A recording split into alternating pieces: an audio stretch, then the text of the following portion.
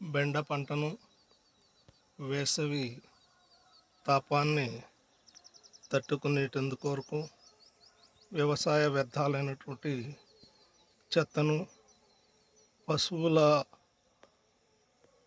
మేత నుండి మిగిలినటువంటి వ్యర్థాలను కూడా ఈ బెడ్ల మీద వేసి విత్తనం నాటి రెయిన్ పోర్ట్ ద్వారా స్ప్రింక్లర్లు ద్వారా నీరు పెట్టడం జరుగుతూ ఉంది. ఇది అత్యధిక దిగుబడినిచ్చి వేసవిని తట్టుకునే గుణం కలిగి ఉంటుంది. కాన రైతులందరూ కూడా ఈ విధానాన్ని పాటించి పెట్టుబడి తగ్గించి సేంద్రియ కర్బనాన్ని పెంచుకొని ఉత్పత్తిని పెంచుకొని